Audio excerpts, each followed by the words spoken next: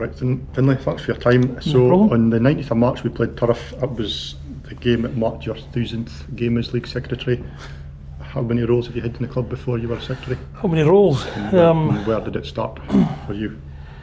Well, officially started in 1981. I'd been coming to the games just prior to that, and I'd been able to go to away games. George Malley, my coach, and then latterly manager here at the time, he'd be around the corner, so he kind of looked after me a wee bit. So I got in the team bus, and then there was an occasion involved a car accident that the guy that was doing the boots, Benny Smith, couldn't do them, cleaning the boots. So Jimmy Adams, the chairman at the time, and Ian Smith was still here. They come up to see my mum and asked if it was okay if I could start cleaning the boots. Cleaning the boots, basically. So I was 12 and I got a key for Paisley. Just come and go as I please. Can you imagine somebody 12 and you getting a key? Yeah. Anyway, and so that was the start of it. So then I just kind of got involved, and it was like kind of second family to me, really. And it was, and just got involved with kind of picking up litter and stuff. I used to come down on a Sunday, and after a home game and help pick up. So Well, no general maintenance, because I was only 12, 13, but picking up litter, which has led to a hatred of folk that litter things. We can picture houses and stuff leaving their litter at their backsides, because you always found that you got to the bucket and there was more litter around about the bucket than there was anywhere else. So if you got to the stage you like the bucket, then you could have put it in. So it's but then because I was kind of hanging about the dressing room, so by this point Charlie had become a manager, and I got involved with the kit, so I was doing the boots. And then directors knew, I did a kit for a long time. I loved it, absolutely loved it. I got a job in Green Adams, alongside Ian Smith, if I was the secretary. So Ian took me under his wing a wee bit with some of the secretarial stuff, and that was the mid-90s, early 90s I started Green Adams, so Ian sort of got a bit of help out a wee bit with him. He was the secretary, but things like fax machines and stuff. Right. He was getting me to do that, and I loved that. I really enjoyed that. And then in 2000, the year 2000, he stepped aside as secretary, and I didn't know her. So my first game as secretary was Arbroath. Finished 0-0. Was that time when the two guys sent off and we still 3-0? With two guys sent off, and they beat us up here in the replay. 3-1, maybe 3-1, in the replay here. So I was 25 years ago, and then 1,000 games. And then obviously I kind of became a chairman. So what year did you become chairman? 2008. 2008. I should kind of have top of my head. 2008 was the 1st of April, funnily enough. In fact, we played Huntly away, beat him in the first game as chairman. But Gordon Shegwin, obviously, he was the managing director, technically chairman, before that, and he sadly died. And then I got the role, probably because nobody else wanted it, as opposed to being the best candidate. What does the role as secretary involve? Well, it's obviously the registration stuff, with the SFA for players, just the admin side, legislation and that kind of stuff, purely for playing side, and also the administration side is as regards official returns and that pretty boring, mundane stuff, but I really enjoy it, and which is one of the things that when I stepped down as chairman last year, I wanted to keep doing it, because it's a job that kind of love. But as I said, kind of if somebody said tomorrow, right, you can buy at a club, you can only do one thing. The one thing I would do is I'd probably phone up Derek Strachan and say, "Then I come back. I want to be the kit man." that was the job I really loved doing. But again, very close second is the secretarial stuff, and it's something I can get my teeth into and I enjoy doing it. And so, other than like the Broch, have you had any positions in any other committees like the Highland League or the SFA or anything like that? Aye. Well, when I became secretary, I taken on the league management committee rep for the Broch, the LMC, and I did that up until the time I became president of the Highland League. So Jason Nicholl taken on the league management rep, which he still does. So I was the president of the Highland League for a spell. Since 2007, I've been on the SFA in various committees. I started off was that on the SFA to represent the Broch or to represent the Highland League? It represents the Highland League. Okay. Well, there's been a mixture. Some of the time I was representing the Aberdeenshire FA. Okay. Alan McRae was the league rep. Then when he became junior vice president of the SFA, Sandy Stables taken on the Highland League side, and because he'd been the Aberdeenshire rep, so I became the Aberdeenshire rep. No, it's not true. Sandy kept on the Aberdeenshire. I became the Highland League rep. But there was a change when the SFA went to move from council to Congress. There was a bit of a reorganisation of the board, and Alan McRae gave me a shout. And we agreed to, me and Sandy would swap roles because it kind of was more, him being more experienced at it. Yeah. It was easier for him to do the Highland League role, so I took on the Aberdeenshire representation. Nothing changed as far as committees and stuff went. Excuse me. And then obviously Sandy sadly passed away. And, well, the Aberdeenshire role had they reorganised it. I was in a representation for the counties, which we put up a bit of a fight for, because the Aberdeenshire, the Aberdeenshire was by far the most active, and still is, association in Scotland. North of Scotland, slightly behind us, but the rest are even a competition. Right, okay, so back at your time at the Broch, you must have seen a lot of ups and downs. What's your lowest point been when you've been part of the club? Lowest point? Well, the one game that springs to mind was St Cuthbert Wanderers away. It was an awful day, it rained. We drew with them here a week before. The Scottish Cup. The Scottish Cup. They equalised well into injury time, and it was actually time that they were wasting, because they were ahead of us at one point in the game, and they were doing all the time wasting. But then we got back in level terms, we went in a lead, and it was about 7 minutes in injury time, and it was injury time that they had created, and they equalised. But anyway, we were doing the following week. Now we treated them really well here. We didn't roll out an extra special carpet, we just did what we normally do. And when we were doing there, how we were treated was abysmal. It was lashing rain, we'd had to stand out in the rain, there was no boardroom to get into. And it was an awful day. I was doing a car, I had a meeting on a Friday, so I was doing it, and I couldn't wait to get out the grunt. Not because we lost, just because how we were treated. And I remember the representative at Hampden for that league, I had a bit of a go at him about it and how badly we were treated. And he gave him what for. And the following season, Keith were drawn away to St Cuthbert Wanderers. So I was speaking to Sandy Stables, to tell him, and for they've been doing, they'd really realised that, again, maybe it's just how they normally did things. Right.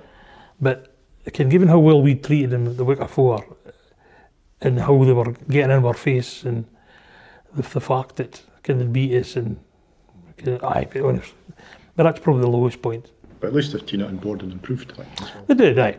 But as far as low points, it's not something I really get involved in because it is what it is at our level. So, you lose cup finals and as individual games you lose, you maybe probably think you've done better in. But that stands out as a horrible, horrible day.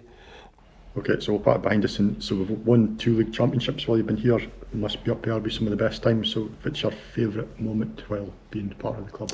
Favourite moment as in? Well, you've been like as anything. Anything, aye. Favourite moment?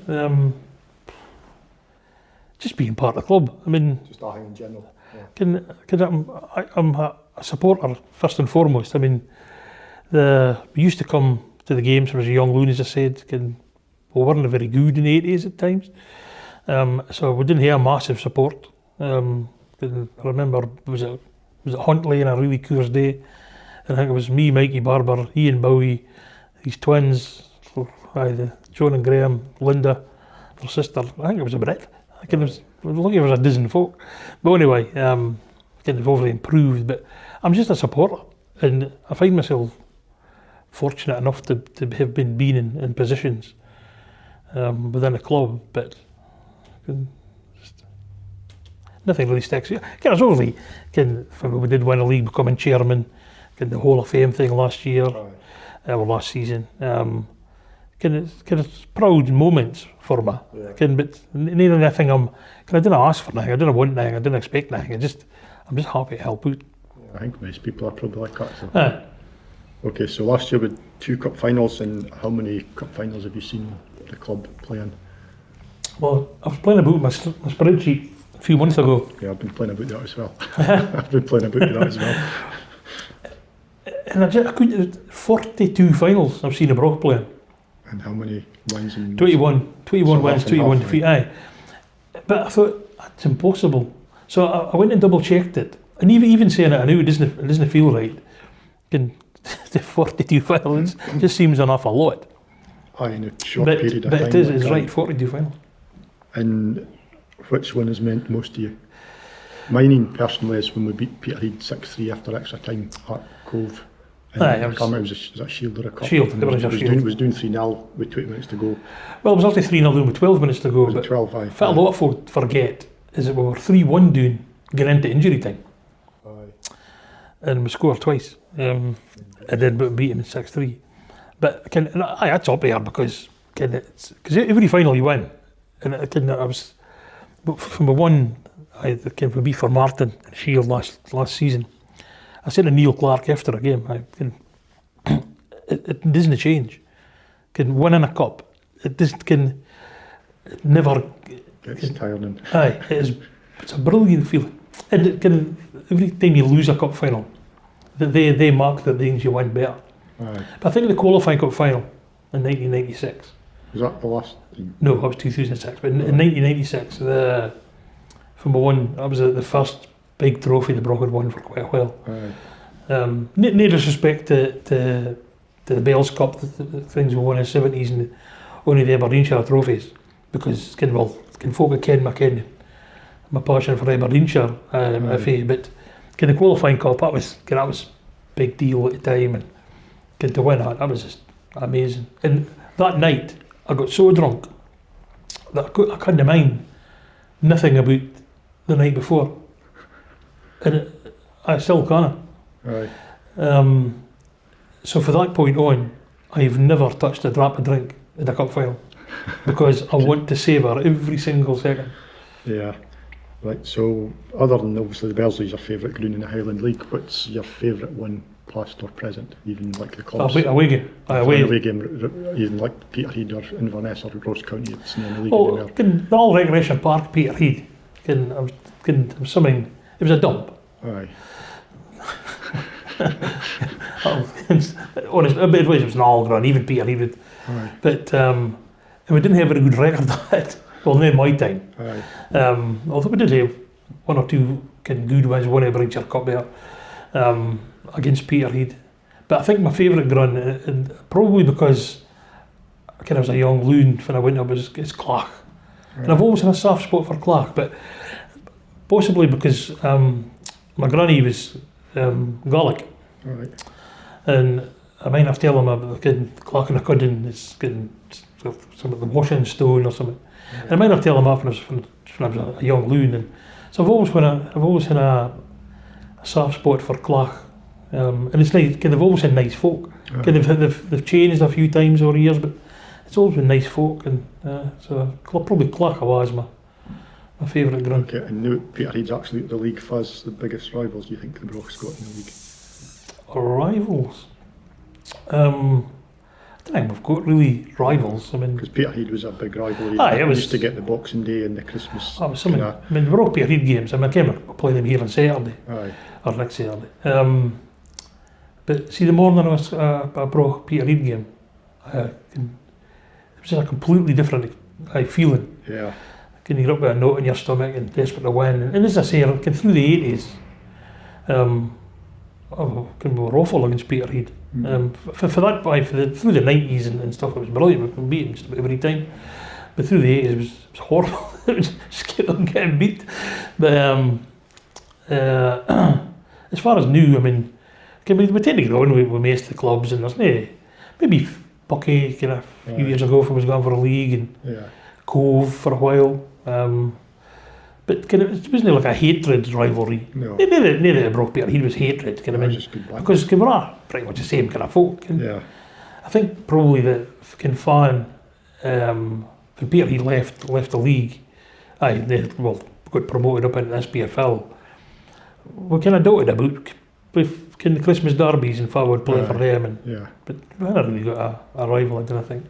Okay then, so last year we obviously had a good Scottish Cup run. Do you prefer how the Scottish Cup is set up now rather than having to qualify through the qualifying cup? I do.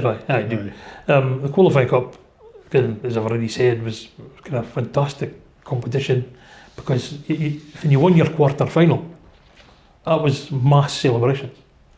And so you get into the semi-final, you get into the Scottish Cup. So four Highland League clubs get into the Scottish Cup every year and need to qualify.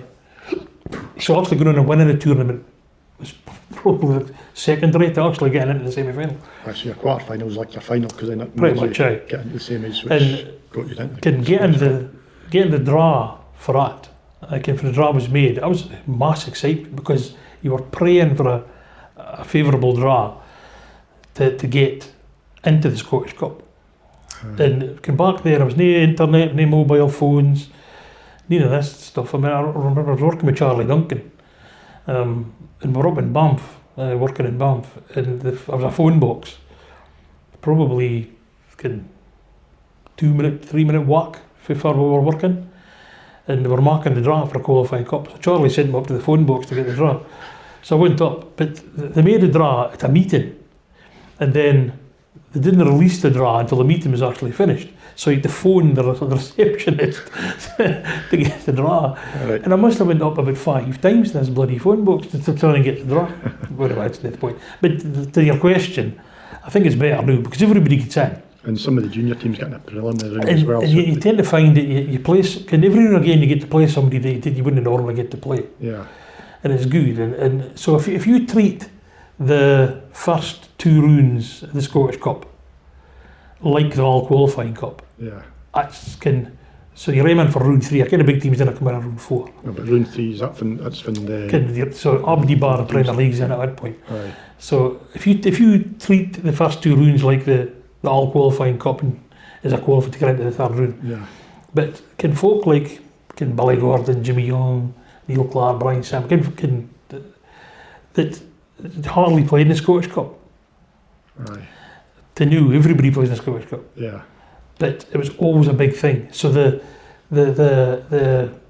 glamour of it and being qualifying into the Scottish was a big thing. Yeah. So probably Scottish Cup may probably be meant more back then, being in it, and it's only now once you get into rounds 3, 4, if you ever get into 5, that's the spectacular things. Sometimes the earlier rounds of the Scottish Cup didn't have the same feel as they used to have when you had to actually physically qualify to get there. Yeah.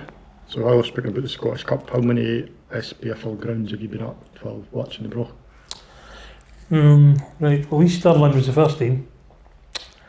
So is this in competitive football?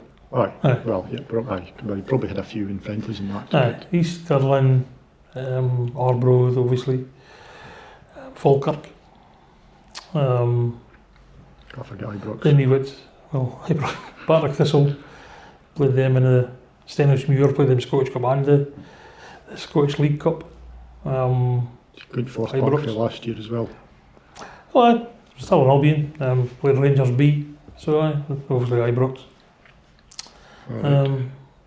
But So back to about the Belsey, what would you say the average attendance is at a home game here, roughly?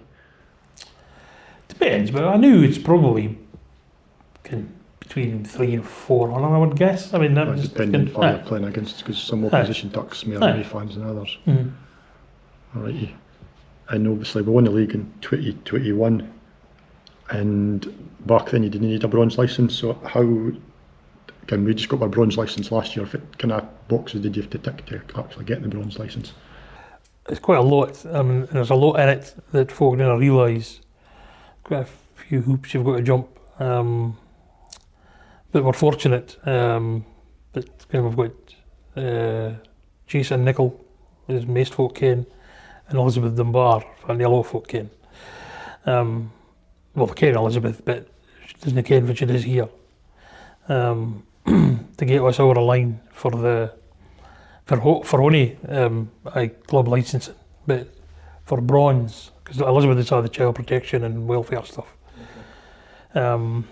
Quietly in the background, never causes a fuss, just get everything done, and it's not something I would welcome today. But so her and Jason and mainly Jason gets everything over the line, but it's for ground criteria to even things like having a club doctor. So the club doctor's got to be at a home game. Aye, well, to be in most games, but merely because I think the way they work it, if you've got a game, so say the Brox, nobody's bronze in the Highland League. But if they were, for example, the Brox were a Brora, so aye, so the two clubs will probably come to an agreement that our doctor's not available, as your doctor come in type of thing. Okay, so you're sort of that before you go. So as long as it can make sense. But no, there's loads of finance stuff. You've got to get the accounts audited, and that's not cheap. And again, for clubs like us that want to, you're probably aiming to break even every year. You also want to make a profit. Yeah. It's not easy. In fact, it's very hard. But if you're trying to break even, and then you're going to spend quite a lot of £1,000 to get an audit, then it feels like it defeats the purpose. But there is reasons, and sorry to interrupt, Jamie's just phoning that. That's all right. Right, so I suppose back to the bronze licence, so obviously there's a lot of work going through. There is, I mean, entry is difficult to get till, but bronze is something completely different altogether, but we'll go there. But then getting the bronze licence proves you're wanting to obviously try and that's right, progress, yeah. I mean, because for us, and that's the thing, the thing that really annoys me, is that the folk in the Central Belt just think that the teams in the Highland League didn't want to get promoted and this kind of stuff. For a lot of clubs, that's probably true, because it doesn't make sense for them to be promoted, because they're basically villages. Yeah. But there's a lot of stuff about Brora last year, for example. But they've got their bronze licence, so they've proved that they're actually... And that was my argument, is why would they get their bronze licence? Yeah. If they didn't want to go up, they just wouldn't get their bronze licence. Yeah. So don't accuse folk of not being ambitious. Yeah. Because that's unfair, and like Ben Mackay and Kevin Mackay and the folk that are doing a lot of work in Brora. Yeah. Okay, so what's your views on the current pyramid playoff scheme that you've got to pay a playoff to get into a playoff to kind of go promotion? It's not the best. And if you were starting with a blank bit of paper and somebody said, right, we've invented this game called football, let's put something together, you would never come up with it we've got. Yeah. And that's with top to bottom. Yeah. So it's not consistent from top to bottom. No, and it's difficult, but because your Premiership teams, second bottoms, and you're going to playoff until the winners of the championships have gone through their playoffs. No, that's right. And then it's second in it's the only it's the only level of football or a senior nature that you didn't get automatically promoted if you win the league. Yeah. And that seems stupid. But you still have to have playoff before you can get into a Well, you playoff. have 2 playoffs. Yeah, exactly. Although things have changed, they're almost across the line for this year. Rumours of the Lowland League splitting into an East and West. And that pretty much will happen. Probably within the next 2 or 3 weeks, I would guess. Or just fine.